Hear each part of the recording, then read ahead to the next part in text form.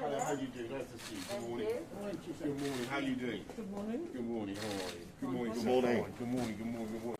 I think everybody who's been involved in the vaccination programme can be incredibly proud of what has been achieved, and I thank all kinds of people. Obviously, I thank the scientists who came up with the vaccines.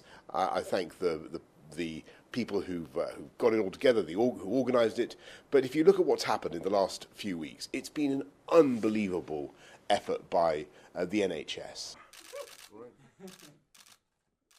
Well, no decisions have been taken on that sort of with that sort of detail yet, Sam. Though clearly, schools on March the 8th has for a long time been a priority of the government and of families up and down the country.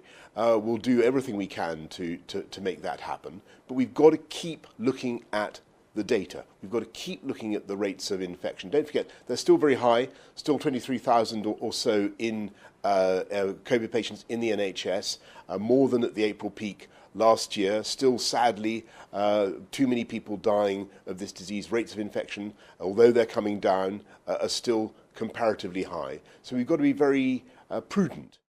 If we possibly can, we'll be setting out dates. And just to help people think about what we're trying to do on the 22nd, remember what we did in round about this time last year, a little bit later.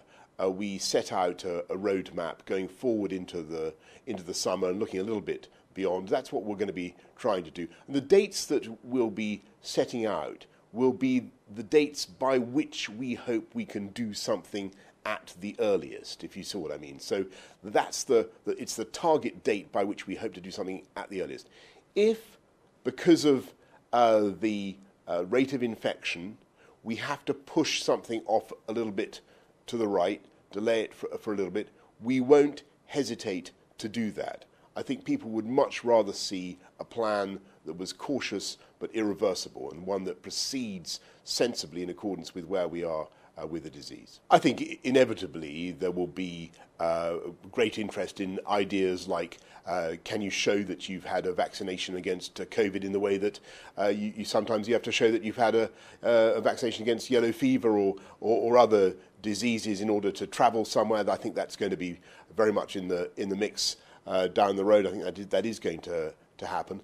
What I don't think we will have in this country is, as it were, vaccination passports to allow you to go to, say, the pub or something like that.